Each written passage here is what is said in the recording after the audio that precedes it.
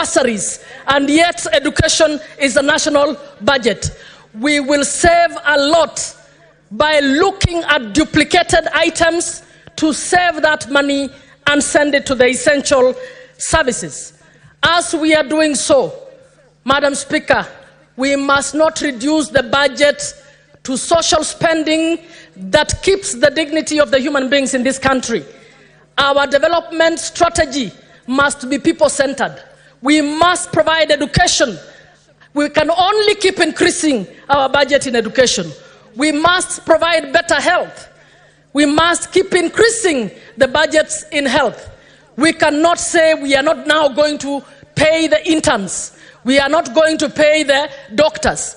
And yet we have millions for mandazis. It is not acceptable, Madam Speaker. Madam Speaker, we also need to look at the issue of political employments. And I'm suggesting Public Service Commission must be summoned to the Senate to tell us what structures it has set up of a parallel public service that is not provided for in the Constitution or in the law. How many advisors do we have in the presidency? How many do we have around the cabinet secretaries? How many, even the county public service board should tell us how many advisors do we have in counties?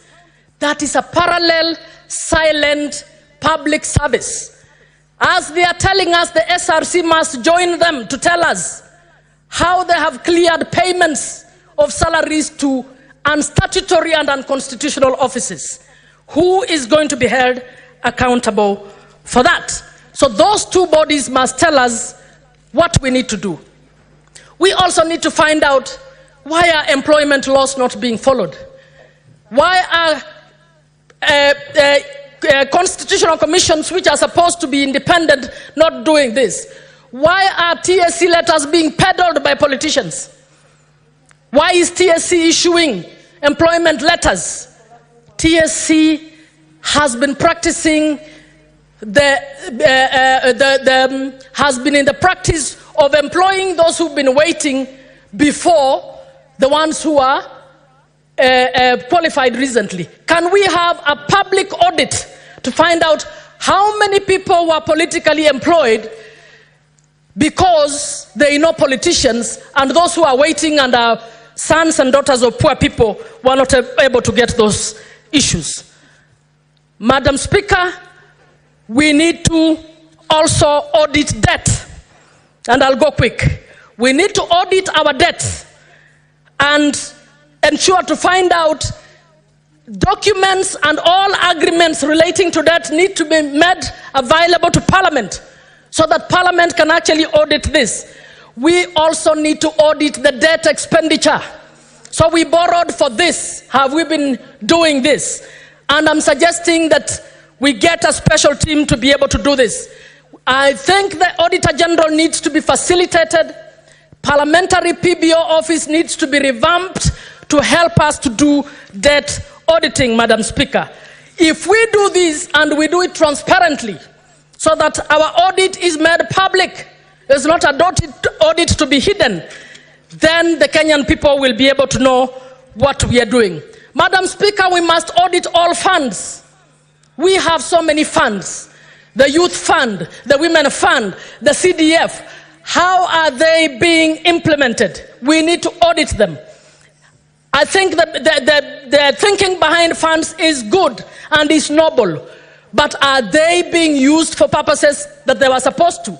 We need to do an audit. Those ones that are being used for purposes that they should be used, be retained, and the others that are not being used for the purposes that they should actually be looked at. Madam Speaker, World Bank report in 2020 reported that we have dead infrastructure.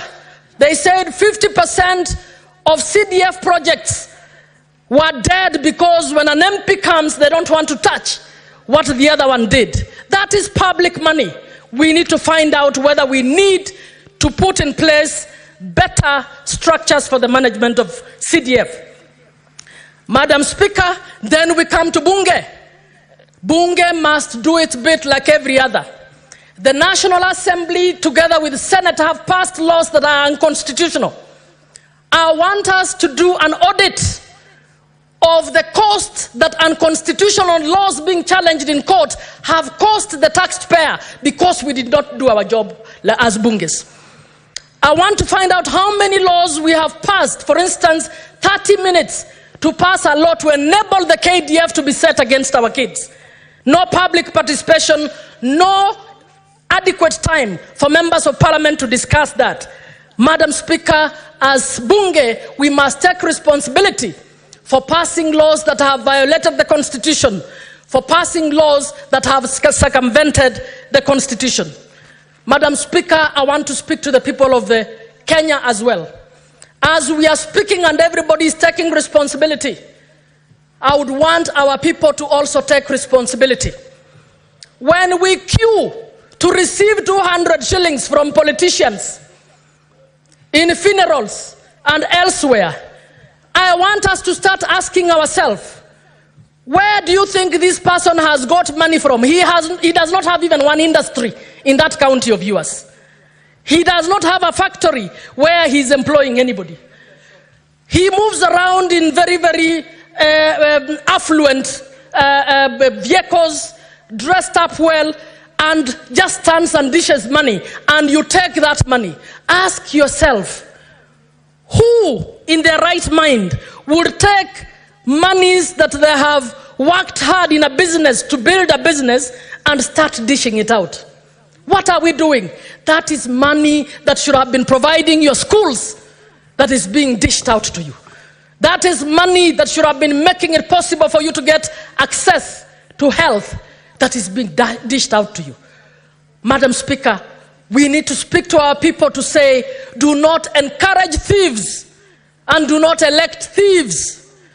Let us do what is right and let us ensure that this country moves forward. So it is a moment of reckoning, not just for members of parliament, not just for the president, not just for the CSS, even for the church leaders and other leaders. Where do you think somebody, Catherine Muma, who does not have any factory anywhere, all of a sudden has 20 million to give you? Why don't you ask yourself, na hii 20 million aliitoa wapi? I think as a country, the Gen Zs are calling all of us to recheck our conscience, are calling all of us.